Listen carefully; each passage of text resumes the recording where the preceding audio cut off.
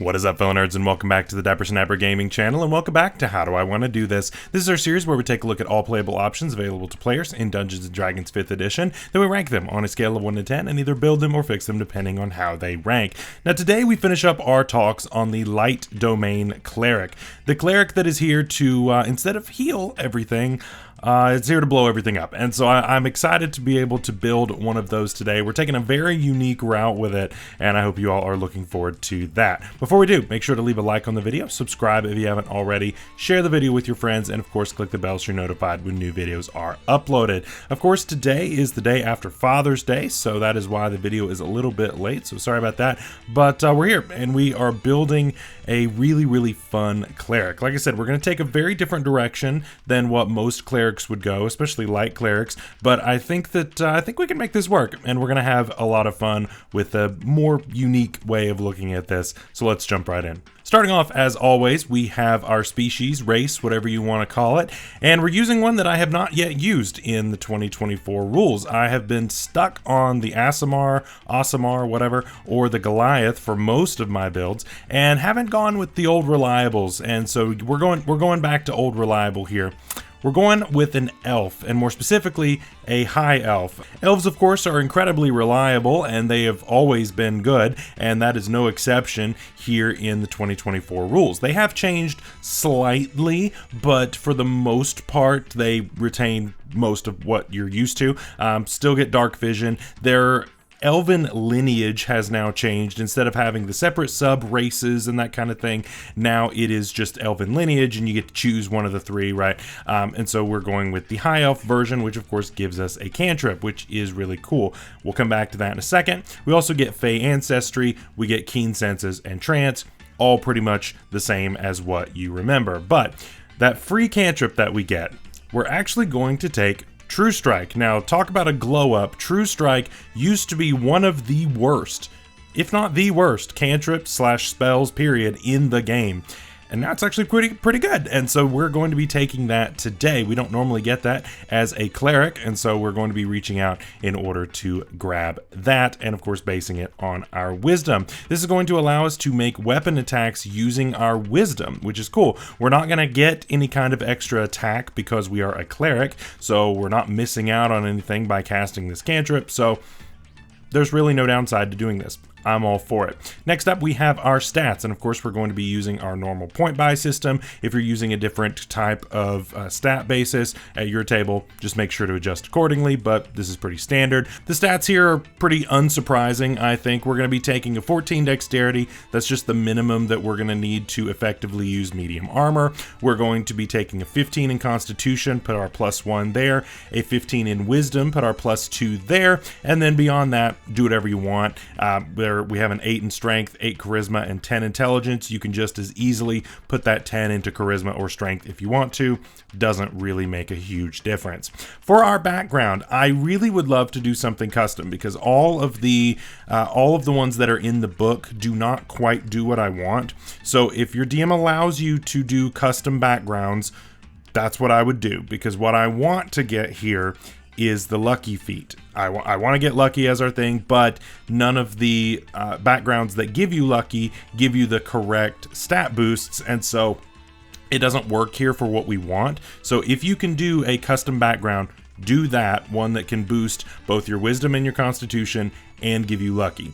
If you have to go with what's in the book, Sage is a close second. So this would give you Magic Initiate from the wizard list, and so we can get something like Firebolt so that we have a reliable fire damage dealing cantrip. And you can also grab Shield as a first level spell. Who doesn't love having Shield as a cleric? But like I said, my primary goal here is to use a custom one so that we can get lucky. So there you go. Just do whatever is allowed at your table. For equipment, we're of course taking medium armor here. We're not going to be going with the heavy armor cleric version this time around. And grab a short bow. That's right, we actually are taking a weapon this time around, which is a little bit weird, but I think we're going to make it work. And this is going to be a really interesting take on the cleric. Starting off at level 1, we are going to be starting other than cleric, and no, it's not fighter, so you can stop all your comments telling me that starting in fighter is crazy, We're not starting in fighter. There's no fighter in this build at all. Instead, we're starting in Ranger, which we have actually not covered on the channel just yet. We will eventually, and once we do, of course, then we'll go into a lot more detail on this, but the Ranger has been changed quite a bit in the 2024 rules. Not always for the best, I will say. It's definitely still on the weaker side, and I wish they would just fix it, but what are you going to do? But it does start us off in the right place. You could get similar results by going Fighter, and of course we'll talk about that in the honorable mentions, but I think Ranger makes just a little bit more sense here for what we want. At Ranger 1, we're going to get, of course, Spellcasting, which we'll come back to in a second. You get Favored Enemy here, which has been completely changed from how it used to work, so now we basically just get to have the Hunter's Mark spell ready to go, and we can cast it a couple of times per day without expending a spell slot. It still requires concentration, which is really stupid, but it's still here, and you can cast it without using a spell slot.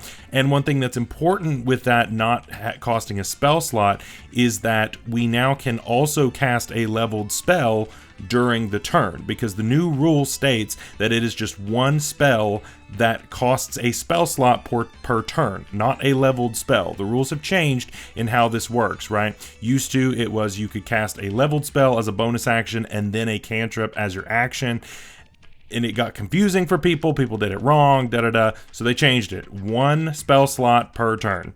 That's it. So this is kind of a little bit of a workaround. So that's how we're going to get around that. And of course we get Weapon Mastery as well here. And we are of course going to choose our short bow, which gets Vex. Vex is pretty much the best one out there because it just allows you to chain advantage every time that you hit with your weapon, which is really, really good, especially for what we're going for on a build like this. And you'll see what I mean here in just a second.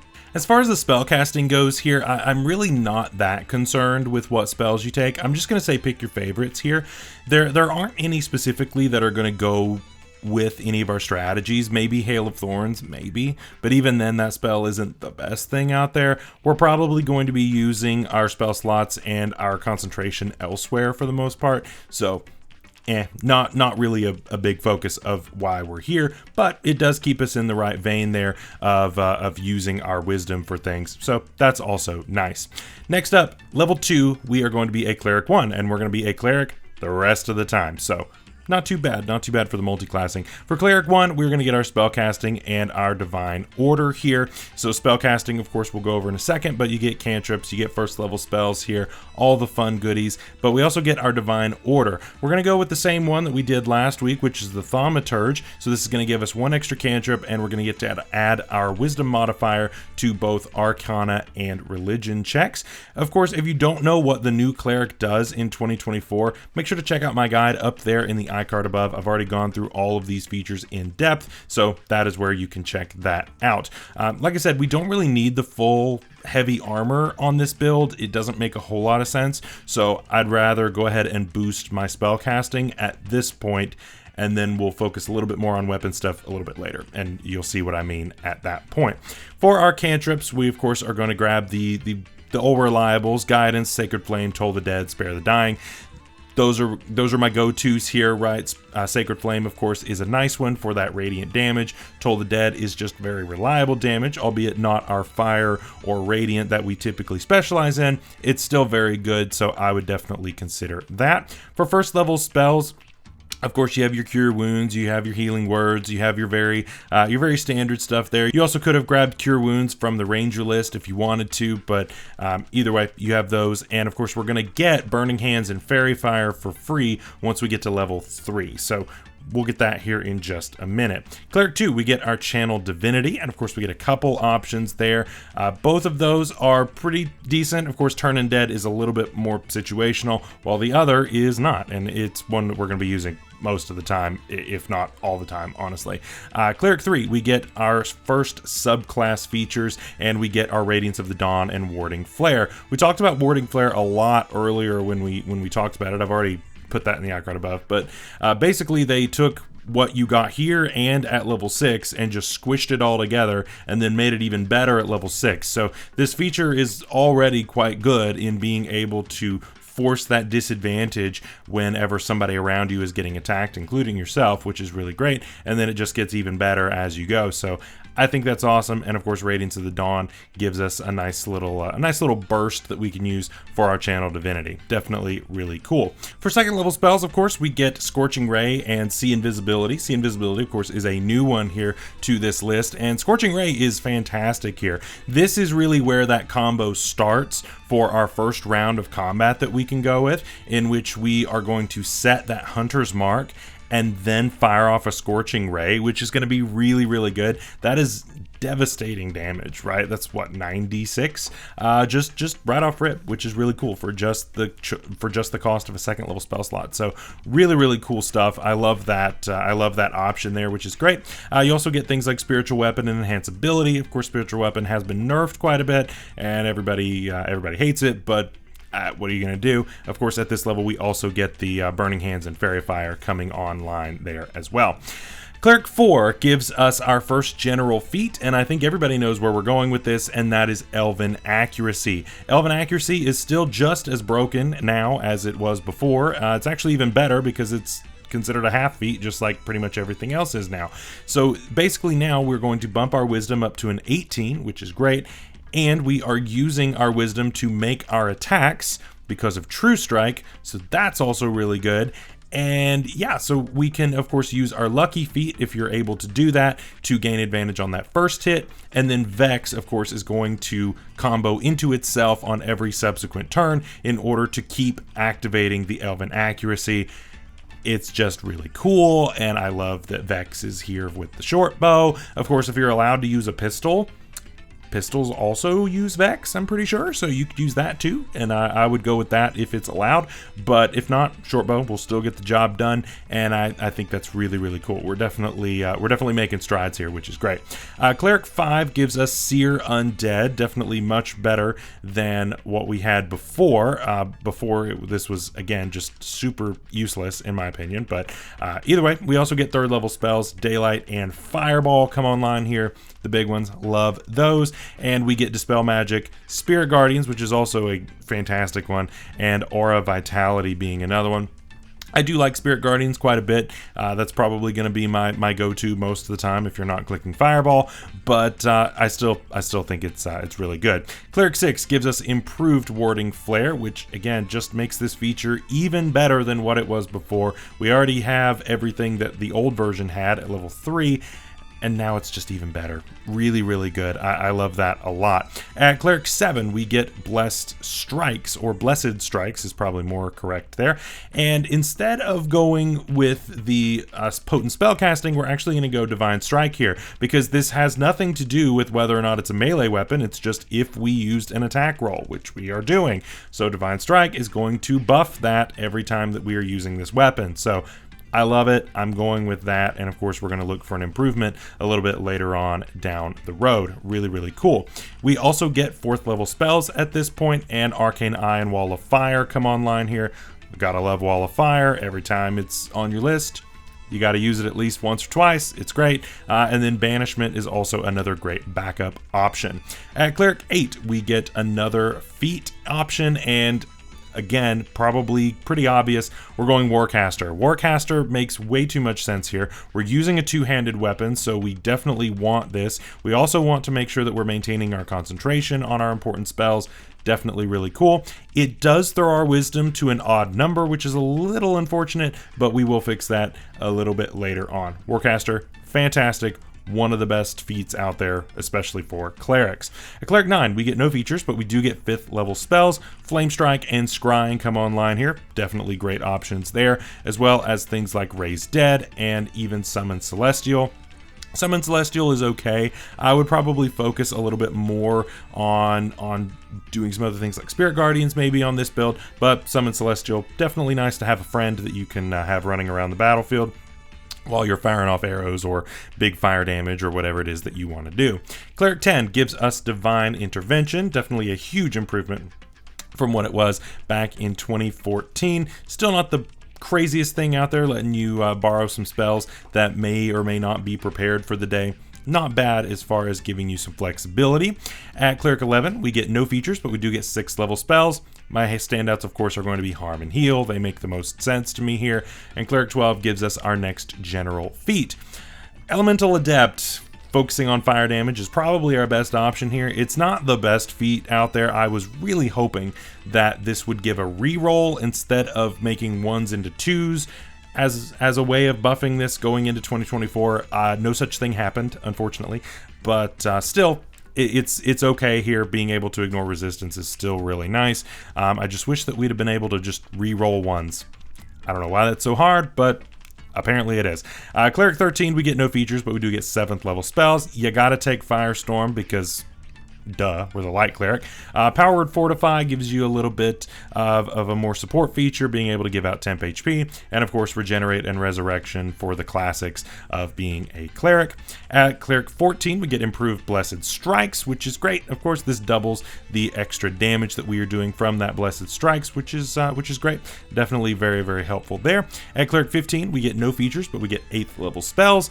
Earthquake and Holy Aura are probably your best options. At least that's, to me, what I would go with. There are a couple others that are at least worth considering, but those two are my standouts. And Cleric 16 gives us another feat option, actually our final regular general feat option. I would probably either bump my Constitution by 2, or I would just grab the tough feat so that you're just a little bit more sturdy. Either way works just fine.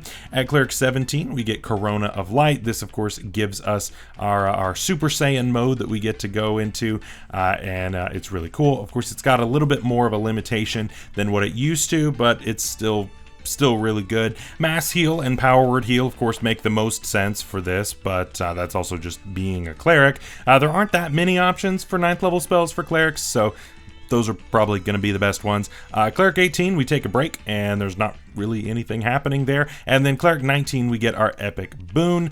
I don't really talk about these in that much depth, just because getting to level 20 is so incredibly rare, but if you do somehow make it to this level and get an epic boon, I would probably either go Spell Recall or Fate. Either one of these makes some sense. Spell Recall is probably just better so that we can get spell slots back, but Fate is also not too bad, making you essentially a Clockwork Sorcerer, sort of. It has some aspects of that built in there, which is pretty cool. So that is our build for the day. Let me know what you thought down below. This, of course, is an interesting way of looking at the Cleric, and I think that it's actually quite effective for a damage-dealing Cleric. Really cool. Gives you that weapon user ability, and you also get your full spell casting. So definitely really good stuff there. So let's talk about some honorable mentions though before we go. And for other racial / species options, my top pick, of course, is going to be the Aasimar, right? Aasimar makes the most sense here. I don't know why I would really consider anything else in my number 2 slot for a Cleric. Of course, we get some bonus healing, you get some other really cool stuff. The list is massive, and so I like that a lot. In the second slot, of course, is the Goliath. The Goliath makes a lot of sense here too, because you can, of course, add these different effects to your weapons. I love that a lot, especially for a build that is specifically made like this. If you went a little bit more generic and just focusing on the spell casting, probably not so much, but at least with this build, it makes some sense. And finally, of course, the Human. The Human is good pretty much anywhere, but at least on here, it's also great. Being able to have that inspiration around is always a good thing. For other feat options, of course, Fey Touched is going to be a standout option here. Being able to bounce around the battlefield as you need to is going to be really good. If you don't have a good shot, you can move around. If you can't get a heal down where you want it, you can move around. There's a lot of good stuff here. We're a ranged attacker for the most part, so we don't want to be in melee. And of course, we can get out of that with Misty Step, so definitely could be helpful there. And Telekinetic, for very similar reasons, being able to get yourself out of trouble or get your allies out of trouble or put an enemy into trouble. Either way, there are definitely really effective ways that you can use that. And finally, for other class options, we mentioned the Fighter. I'll mention it again. The Fighter, of course, would give us that heavy armor proficiency here at level 1, as well as Constitution saving throws. Both really good things. Then you could, of course, go with the Thaumaturge option like what we did, and then you kind of get the best of both worlds there. To me, I think Ranger was a better start in this case, but Fighter definitely makes a lot of sense there. And of course, Druid is another great option. Druid gets a lot of really good healing things. The subclasses are nice. The main class itself gives you a lot of really effective stuff. Overall, a really good mix. So that is our build for today. I hope you all enjoyed it. Later this week, we are going to be starting on our third of the subclasses for the Cleric. It is, of course, going to be the Trickery domain, which is going to be great. This one has been completely changed. I know that these first two have been kind of similar to their old counterparts. No, not so much with the Trickery. It is very different, which is really cool. And also, we are going to be streaming on Saturday, so make sure to check that out. We're going to be starting a new event for Pokemon Draft League, and so I'm going to be streaming that on Saturday, which is going to be a lot of fun. So until next time, stay safe out there, stay healthy. We'll see you later. Bye-bye.